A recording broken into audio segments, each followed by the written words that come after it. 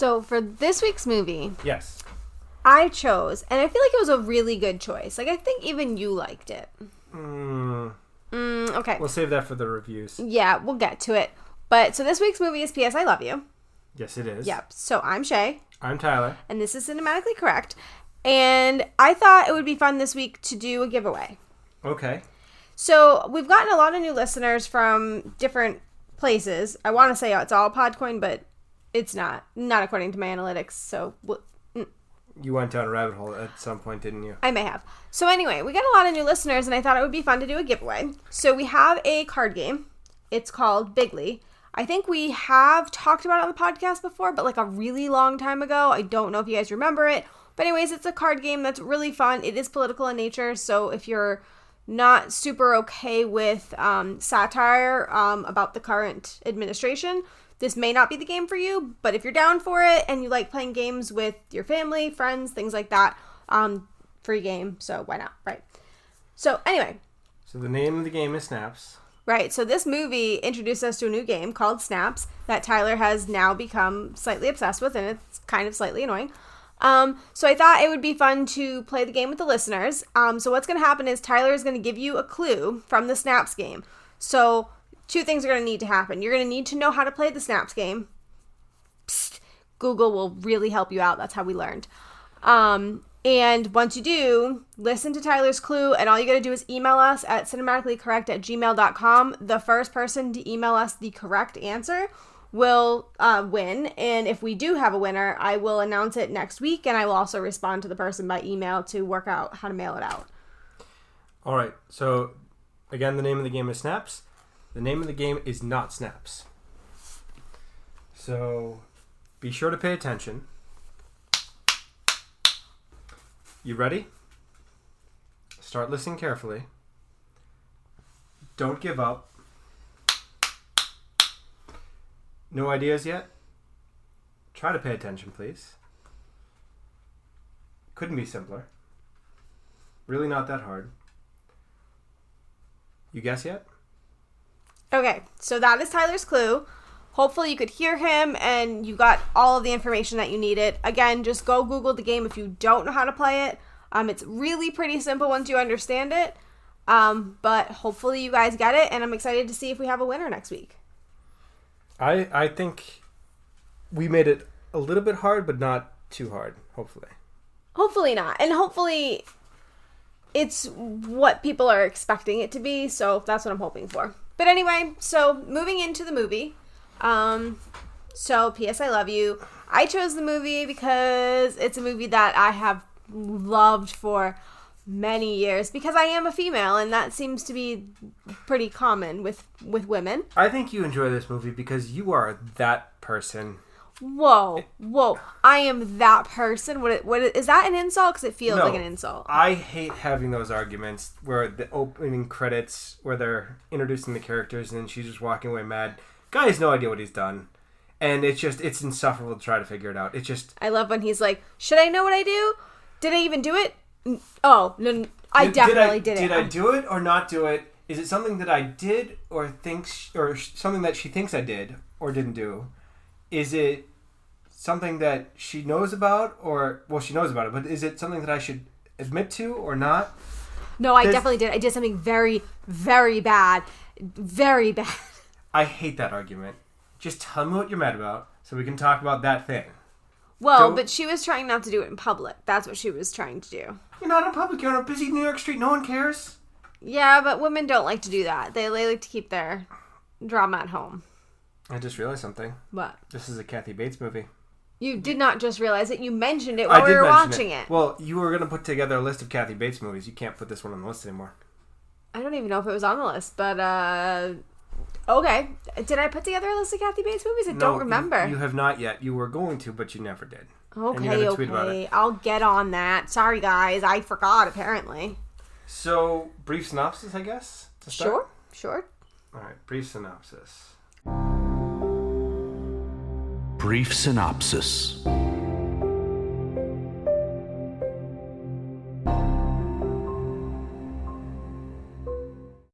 I like how you're taking this on as like your thing. I always do the brief synopsis almost every time. So at this point, I'm interested. Movie about a married couple. Husband dies. Wife is grieving, and he writes letters to her and has them sent to her after he passes, and she has to do what's in the letters, and it's about her coming back into being her own person again. Yeah, that sounds like a good that's the movie summary. Yeah. So I mean, okay, so going into this, what did you think the movie was about? I figured that it was the husband died and then he sent her letters. I didn't really know anything more than that. You figured it was he sent her letters? How did you figure that? Because it's P.S. I love you. Okay, but it doesn't mean he sent her. I didn't have any clue what it was about. I just figured it was like, after death, I still love you. I figured he sent letters because I think I hadn't seen the movie, but I'd seen the trailer, I believe, at some point. Something's fishy here, people. I think Tyler may have secretly watched this movie on his own. I have not seen that movie until now, but I had saw a trailer for some other unrelated movie. Do we believe him? I don't know. Let me know, guys. I don't know. Anyway, so, I mean, okay, so let's at least start at the beginning of the movie. Obviously, they had that fight, and their characters were very much yin and yang, which I thought was pretty cool how they, like, showed that by her side of the room was white, his side of the room was black, which I didn't notice the first time I watched it, but I thought that was really cool, like... I also think that they work well together. I think opposites attract. He's very much the laid-back, easygoing person, and she's very much the uptight, needs to have things planned. Is this another comment on our relationship? Because it feels like one. I feel personally attacked. I am going to plead the fifth on that one. So what he's saying is that I am uptight and he's laid back, is what I'm hearing. Is that what I think that's said? A fairly accurate description of both of our personalities. Wow. Is this a tax-shay day? I didn't know. Like, this is my birthday week. Just in case anyone was wondering, this is it. Not technically. Oh my God, yes. So what he means is my birthday is Sunday, but what I mean is the podcast week, because the next time a podcast comes out, my birthday will have passed. All right, I suppose that's fair. Mm-hmm. All right. Well, I'm not trying to attack you. I'm just saying that it mirrors our own relationship a little bit. So one question I did want to ask, because I came across this a lot when I was reading, what did you think of Hilary Swank's performance? I mean, it was fine. I didn't have any problems with it. I mean, it's not something that is going to be nominated for an Academy Award anytime soon, but... I mean, she did win an award, but not an Academy Award, but... Well, she's won 2 Academy Awards in the past, I mean, she's a very talented actress, but I don't think... She won an award for acting in this movie, is what I meant. I mean, it was fine. I honestly had no problems with it. Honestly, I liked the back and forth relationship between her and her husband, and the memories and all that. They had a good rapport for this movie, even though it was kind of a weird love story. Weird? Why? Because he's dead for the movie. Oh, I thought you meant like their relationship was weird. No, their relationship is fine. It's just that it's a very odd movie because of the fact that he's already dead. Well, yeah, I mean, that is horrible. It's called a tragedy romance, according to Wikipedia. Okay. I didn't know that was a thing, so... We've watched a couple really niche movies on the podcast. Didn't we have... Yeah, we have some weird genres popping up. So, I mean, I guess Gone with the Wind might fall into this too, like other things like that. I don't know. But anyway, a lot of the critics were saying that she's really known for dark, serious roles, and this wasn't that role, and that it didn't fit her well. I mean, I'm sure you saw the ratings on the Rotten Tomatoes. The critics did not... I was going to talk about that when we do the reviews. Okay, but regardless, the critics did not like her performance. Let's leave it at that. I mean, that's fair. I mean... It's not even close to her best performance in a movie that I've seen her in. Oh, so do tell. I really loved her performance in $1 Million Baby, where she won the Academy Award. Oh, well, I haven't seen that, so I can't attack you for that. But also, she's tall? Yeah. That blows my mind. Why is that surprising to you? Okay, so, I mean, obviously, you guys aren't in on the fact that we have been watching a TV show currently a lot called Crazy Ex-Girlfriend, and the main character in that show, Rachel Bloom, is, I think, 5'3", 5'2", where, I mean, both of us thought she was tall. I mean, at least average height. Now, while I say that, I am 5'1", so I'm not shading. I'm just saying we expected her to be much taller when she's closer to my height. Hilary Swank, however, I have always pictured to be my height, or at least close to it. She just... See, I've never had that thought. I just always have. Because I compare her very much to, who's the girl I always confuse her with? Natalie Portman? Yes. And I picture her to also be short. Now, I don't know what the height... She is short. Okay, so... But they're not the same person. But this is just what goes on in my head. So I was shocked to learn that Hilary Swank is 5'8". Yeah. I just wanted to have a moment about that. I just wanted to sit with that. Okay. But that also means, how tall is Gerard Butler?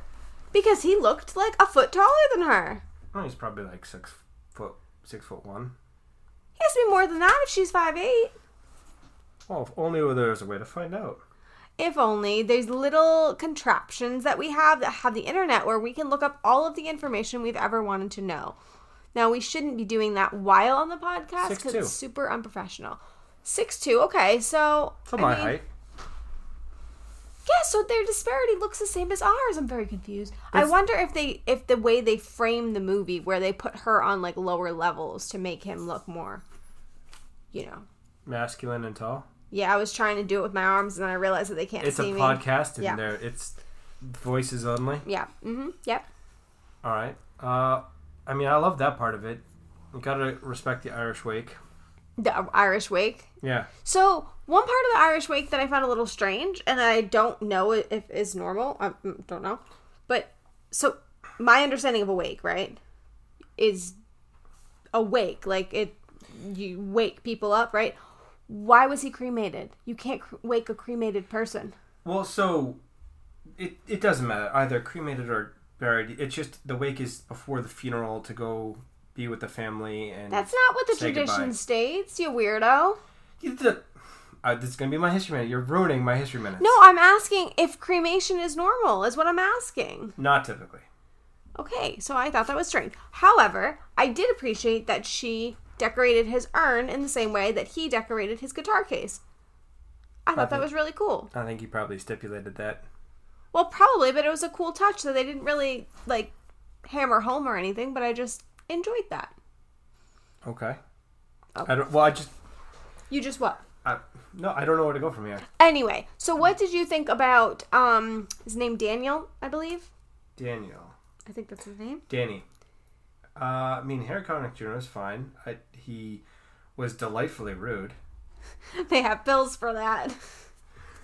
No, they don't. That's not a thing. I was wondering if it was some type of being on the spectrum, not having social cues, that kind of stuff. It kind of sounded that's entirely possible. Because when she said they have pills for rudeness, she was a little tipsy, so she obviously wasn't. He just doesn't have a filter. He says whatever the hell he wants, But that's generally a sign of something, whether it be being on the spectrum or something else. But generally, it is a sign of something. So I'm sure he had something. But I liked their back and forth. I thought they were like a cute friendship to have. I liked them. I was interested. Spoilers, because this comes out in the end of the movie, but they're not actually romantically involved, and she's not getting over her husband with this new guy. I love when movies don't just shove in a happily ever after the Irish guy where she goes to Ireland to see. But it wasn't confirmed. It let you speculate what you wanted to. Plus, Dean Morgan, yes, please, all day long. Yes, please. He's Negan, right? And he's what? Negan. Oh, in Walking Dead? Yeah. Also, don't care. Yes, please. Okay. Sorry, I have no shame. Anyway, I also really enjoyed her female friend, Phoebe. Oh, her female friend. I don't actually know her real name. Lisa Kudrow. No, I know Lisa Kudrow, but what's her name in the movie? I don't actually know. No idea. The whole time it was just Phoebe in my head. So, guys, I'm sorry. It was not Phoebe. Phoebe is not that crass and not... Phoebe's not crass? Yes, she is. Have you watched Friends? It's not the same kind of thing. It's not the openly ogling men for no reason, and there's some of that. I 100% agreed with her. She made a great argument. I'm not saying she didn't. Okay. So what's with the face? If you guys can't see, obviously... Two wrongs don't make a right. Just because men have historically done that doesn't mean that it's now women's turn to do that. Explain what you're talking about. They may not have seen that part of the movie. Well, if they've seen the movie, they've seen that part of the movie. Okay, so it's the movie where they're talking about they wind up talking about the guy that she winds up marrying, but that's not really the point there. She's just openly objectifying someone. Yeah, talking about how nice his butt is. Yes. And the other girl's, her friend, her husband, I believe. Yes. Is uncomfortable by that. Yeah, and he says, he's a whiny little...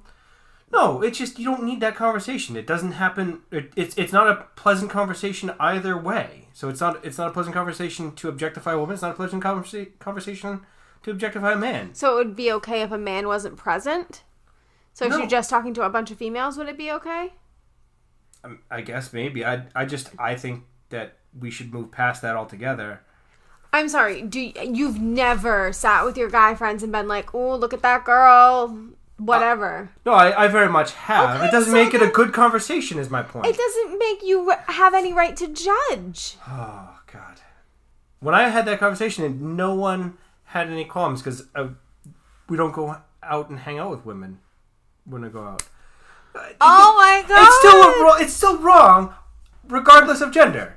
So what you're saying is if a tree falls in the woods and no one's around to hear it, did it really fall, is what you're saying? No, what I'm saying is that it's a bad conversation, but if no one's there to object to it, it's less awkward. It's still wrong, but it's less awkward. No! I think it is more respectable to be able to do it no matter who your audience is because you are confident enough in yourself and your feelings that you don't sugarcoat what you say just because of certain people around. That makes you a stronger person and a more honest and open person. Rather than a shady man who can only talk behind closed doors. I'm not talking behind closed doors. Oh, God. There's no way. I'm out of this. I can't get out of this. Alright, guys. Let us know who you agree with in this situation because, wow. Just wow. At Cinematically C on Twitter or at BlameTylerCC on Twitter. Go ahead. Let us know. Oh, God. Yep, there you go. You did that to yourself, so... Did you know that Lisa Kudrow is the smartest person in this movie? Why do you say that? Well, most highly educated. She went to Harvard. She did, really? Yes. I did not know that. Good for her. I like her a lot. I think she also wrote like a doctoral thesis, or she's written like a scientific paper. She's really? Credited on. Good for her. I like her a lot. I mean, I have not seen her in much other than Friends and then Rami's and something High School Reunion, which I did not like. Romeo and Michelle's. That's what it is, Romeo and Michelle. You're right. I wasn't a fan. But I do like her. I wonder really what she's doing currently. I don't know, but she seems to get typecast as the support or friend character. So she's never the front lead. Always the bridesmaid, never the bride. Basically. Mm-hmm. So on Friends, she's not Courtney Cox or Jennifer Aniston. In this movie, she is the bride. So. Well, yeah, but she's still not the primary focus of this movie. She's the ancillary friend in this movie. That's fair. Which, I don't know why.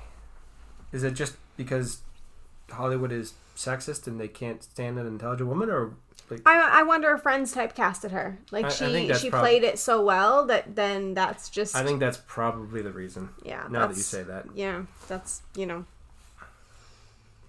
just kept thinking, goddamn Yankees. Okay, so in the movie they do, I believe, from my understanding, they were from Brooklyn, so they should have liked New York City. The Mets, right? That's just anyone but... Well, they said in the movie that it was like against their religion to like the Yankees, which for everybody who doesn't know, which you guys should know by now, we're from Massachusetts, Boston area, so for us, it is literally against our religion to like the Yankees. Literally. I think that would have been a deal breaker for her if I'd liked the Yankees. For me, you mean? Yeah. Oh, bye. See you later. Yeah. I dated one person who liked the Yankees, and I hated him even while dating him, so... I mean, I don't really care about baseball either way. It's football for me, so... That's fine. Just don't ever bring Yankees anything into this house. But anyway, so they must be, I'm assuming, in the Mets region, because she said it was against their religion, so that's my assumption. Or maybe they're from Boston originally? No, he said... Well, he's from Ireland. He's from Ireland, but I'm pretty sure she said she grew up there. I don't know, but maybe the Mets? I don't know. That was my guess. But anyway, so yes, the Yankees, horrible. It was cool though to see the empty stadium when she went with Daniel to see the empty stadium. I do really appreciate like baseball stadiums. I would like to go to a stadium and just sit there in the quiet. That would be a surreal experience because normally you go to a sporting event, football game, so forth, jam packed. You can't get out of the standing room only. loud, boisterous. People are drinking, making noise. I think it would be quite an interesting experience just to go when there's no one there. Yeah, no, I do too. I would love to do that. Like, if anybody has a hookup on how to get into Bucket a stadium, list goal. yeah, like, let us know, because I'm down for that. But anyway, so, I mean, the rest of the movie, it's basically about her receiving letters from her husband after The entire death. movie is that after the death. Like, Right, so she's receiving letters. They tell her little things to do, like buy a lamp, go do karaoke, like all these things. And they give you cute little flashbacks of, like, why he's telling her to do the things he is. And he ends up eventually booking a trip for her to go to Ireland with her friends. And she goes, she meets a boy, Dean Morgan. his best childhood friend, as right, it happens. and she finds that out after she's already slept with him. But it's really cute, endearing, and she ends up going back to his, see his parents, and kind of, like, rekindles a relationship with them. They obviously had a strained relationship because she got married very young to their son, but they kind of... He left New York City, and he didn't see his parents for a long period of time. Right. But it was very cute the way it was done. They kind of showed her journey of growing and becoming a person on her own, away from her husband. I loved all of the Ireland shots. Like, I don't know if all of them were real. Sometimes I thought, like, maybe it was a green screen, but I did read that there were filming locations in Ireland, so maybe it really is just, like, that magnificently beautiful. I've never left the U.S., so... They probably color contrasted him, I imagine, and, like, 'Cause, like, ramped up the... The one where they have the flashback of them walking side by side together, and he's looking at her, and she's... behind her is, like, the purple flowers. Green and purple. That looked a little bit, like, green screeny. But that could just be, like, it just is that beautiful, and I just don't have a basis for that, because I've never left the US. It also could be the TV, because it's a Samsung, and they do the ramp up the colors. It could be that, too. But either way, it was beautiful, and one day, goals, man, I am going to Ireland. You need to get a passport first. Oh! I've been telling you since we've been together. No, these things happen. No, they don't. No. Just do it. This isn't Nike. But anyway, so I really enjoyed those.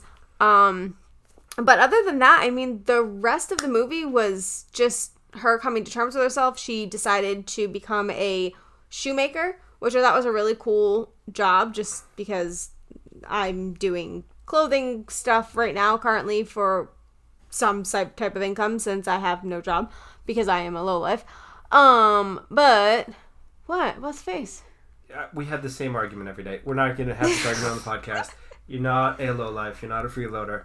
Stop it right now. But anyway, I thought that was really cool. I will kind of say that you have ruined me as a person, because in one of the scenes, we saw a pair of hunter boots, and I instantly recognized them because you've been selling them. Facts. Oh, Facts. God. You did. I think you noticed it before I did. I don't know. Probably. Yeah. I mean, you notice a lot of fashion things now. It's great. That's one word for it. The other word is terrible. I enjoy it. But anyway, yes, that is true. And it's funny because I think this movie came out in 2007. Yeah, so those items are still popular. Like, that's pretty crazy. That's more than 10 years ago. Do you know it's based off a book written in 2004? I do. And you know what? I have passed this book bunches of time in the bookstore. It looks Nicholas Spark-esque. You know what I'm saying? It's not Nicholas Sparks, but it's the same type of thing. I said esque. Yes, I heard you. Yikes. Anyway, but I read that the book is different than the movie. It stays along some of the same lines, but there's different characters and things like that. Like Dean Morgan's character is not in the book. So also, they don't live in New York. They live in Ireland. Ireland, right. They Americanized this film, apparently. Yes. So, I do want to read that. So, more books that are on our list, because we want to read every book that we've done the podcast for. So, good luck. We do, or you do? We do. It's a great group activity. Speaking of, you have been reading Helter Skelter. Now, if you guys don't know, we did Charlie Says a few weeks back, and he had mentioned he was going to read it, and he's almost done. Yeah. I've been reading it at work. And what are your thoughts? Very disturbing. Very disturbing. Okay, so he's not going to give you much. So we had said back then that if he does read it and you guys want us to do like a bonus type episode or a YouTube video or anything. That's fine. We got to save some stuff. Right, we will do that so we can do compare and contrast of things we learned in the movie versus how we now feel after reading the book, since we've both read it. Let us know. Again, you can email us or you can tweet at us. But Sorry, little digression. Didn't mean to. My bad. Anyway, so do you have anything else you want to say about the movie? What did you think about it being the mom and her doing it even though she didn't know if it was best for her daughter? So, I mean, I thought that was very mom-esque. So, obviously, the mom saw herself in her daughter. Right. And she did not want to see her going down the same path. But at the same time, she loved her daughter and wanted to make her happy. And she wanted to kind of, like, honor the wishes of somebody she knew her daughter respected more than anything. So I definitely understood the struggle, and I appreciated that the mom did that. I think I would have been really hurt and angry at the mom if she didn't follow through. I think, honestly, I've heard stories that relate to this movie where people diagnosed with a terminal illness start writing letters to their loved ones. Mm-hmm. And I think that started after this movie. And I think that's actually a really positive, cool thing where, like, fathers writing letters to their children for their birthdays or other special events like the graduation or thing. It can be really nice, but it's also letting go is something you have to do, and I think that it can make it harder. Right. So I do understand like the struggle that the mother had with that because she didn't want to make it harder on her daughter. Yeah. And of the two of them, I would very much want to be Gerard Butler in that circumstance. I don't want to so when we were watching the movie, we had kind of said what would be harder, losing a loved one at a young age or losing your own life at a young age. And honestly, I don't know. I mean, I'm a hypochondriac. I'm terrified of death. And so to me, the idea of dying terrifies me. This is a bit of an understatement. This is me being calm about it. I'm literally terrified. But also losing a loved one at a young age and having to deal with that for however long you end up living for feels like an unimaginable burden that I don't know that I could handle. I don't think I could either. Your life has been taken from you in terms of there's a whole piece missing and you're basically living a half-life from that point on. Oh, you think I'm that big of a piece of you? Oh. So I'd rather just die. No. I've given it some thought. I don't want to have to go on. I mean, from your words to God's ears or not? Wow. I'm kidding. Right. I'm kidding. I actually literally cannot answer that. I don't know how I feel. So a couple things. Are we doing History Minute? Well, I have a History Minute. A couple unrelated tangent things. Okay. Did you know that there is a 1981 song, movie, TV show? I can't really pin it down in IMDb. With the same title, P.S. I Love You. I did not. There's also a song out there that is terrible. I love terrible songs. No, it's an atrocity. The singing is just, you can't even understand. He's singing English. You can't tell. I will play it or I'll send it to Shay so she can post it. It's an atrocity. Okay. But yeah, those are the two things. I think history facts or history minutes. Oh, wait, hold on. If you're going to do random tidbits. So, Reba McEntire actually made a song based on Harry Connick Jr. and Hilary Swank's relationship in this movie called Somebody's Chelsea. So, it's kind of a cute song. So, if you guys are looking for kind of a cute, song like that. But also, I did want to mention, because I feel like people would say this was an oversight if we didn't mention it, but as much as I am partial to Gerard Butler's accent, the entire country of Ireland was angry with him to the point where he actually apologized for it on an interview. I think it was an interview for... Isn't he Scottish? He is Scottish. I can't remember the name of the movie that he was interviewing for at the moment, but he apologized, and I believe sent you the link to it prior to this podcast that I clearly can see now by your face that you did not watch. But yes, he apologized. So, although I loved his accent, it apparently was not Irish. Having an accent is just living life on easy mode. It really has to be. Is it just that incredibly unfair? I mean, every time he speaks, I just... Case in point. Really, it's like activating the cheat codes to live life. I mean, please, if you have those cheat codes, activate away. So I have to come up with and nurture a fake accent. Just go live in England for a year. Come back. Okay. That'll happen. Anyway, so now we can do History Minute. History Minute. Tyler's History Minute. I have a couple. First is the origins of PS, or postscript. Dates back to the 1500s when it was, or became popular. It's Latin for postscriptum, which means after writing.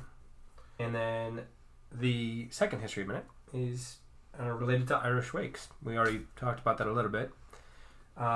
It dates back to a tradition where Jewish people leave the tomb open for 3 days.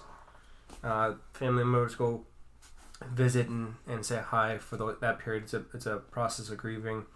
There's a myth going out there that it's related to people in Ireland drinking from pewter and getting lead poisoning, and then going catatonic and then getting better. So they leave you out just to make sure that you're not catatonic? To make sure that you're actually dead. Yeah, exactly. Which is not true. But those are my 2 history minutes. I like it. So, yeah. I mean, don't drink out of pewter, people. I'm pretty sure that was common. Like, that's a terrible idea. Well, I was being funny, but thank you for ruining it. Yeah. Anyway, so we are well over time, as we always are, but I did want to do Audience Ask really quickly. Audience Asks.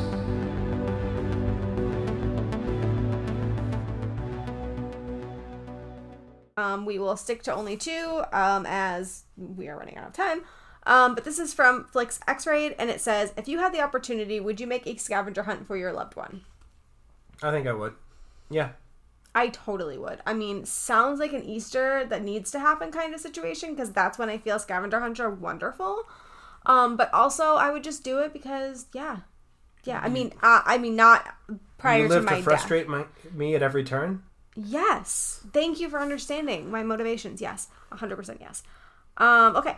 And then on this one from One Star Bizarre, they said, I hate how much this movie made me cry. I saw it in theaters and it wrecked me. You recover from one cry-inducing scene and then there's another. Definitely need to be sad to see this movie. Are there any other movies that require sadness for viewing? That's actually a very good question. I can't think of one off the top of my head. There have to be other movies that require sadness. I mean, I sad watch a lot of movies, but they don't require sadness. It's just kind of like, that's what I do. I know I've seen movies that have either made me sad or you have to be in that kind of mind frame to really appreciate them. Yeah, I just can't think of one off the top of my head. We're going to have to do some research and we'll have to come back to that. Yeah, because now I want to know. So, like, guys, tweet at us and let us know if you can think of any. Because right now, I am drawing a horrible blank. I mean, Titanic? Okay. I mean, I don't like that movie. Just putting that out there because I've seen it and it's too long. And, you know. And you knew what was going to happen before you watched the movie? Right, but I mean, spoilers, like, the boat sinks? Just to get even through the music, you gotta be sad, man. Otherwise, it's going to irritate you.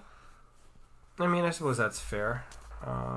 But if you have others that you can think of, let us know. I'm not saying that we're going to watch them because we're not sad people, but, you know, maybe. Train to Busan was kind of sad because the father dies at the end. That was just... crushing? Yeah, right. That would just ruin my soul. But you don't have to be sad to watch it. No, but, I mean, it's... Mother. I mean, you have to be angry to watch that movie. So anyway, we will think more on that. I think this is actually the first movie that was, like, actually, like, really sad for us. I mean, I think that's fair. It was done reasonably well, dealing with a very sad kind of story. $1 Million Baby. I have not seen that. Well, I've seen it. Are we adding that to the list? Sure we are. Sure thing. Okay. Now, anyway, moving on to reviews because we are over time, as we always are. Reviews.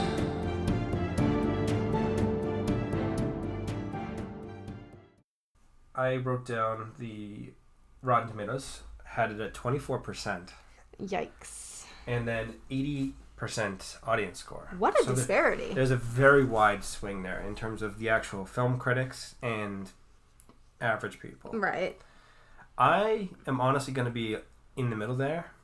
Okay. So I'm not going to give it an 8. I'm not going to give it a 3. Okay. I will give it a 6.75. Now, why? Why so low? It's fine. It's... What I'm hearing is Tyler didn't want to rate it too high because he's a man. He didn't want to lose his man card. That's what I think. You got me. That's entirely the reason. You don't have a good reason. I don't know. It was fine, but I didn't really either enjoy this movie or hate the movie. Okay. All right. Well, I was going to give it a 9. No great sound. Like, the soundtrack was... Oh, please. The song at the wake? Come on. That's funny, but not a good song. Anyways. I don't know. It didn't resonate very well with me. Okay.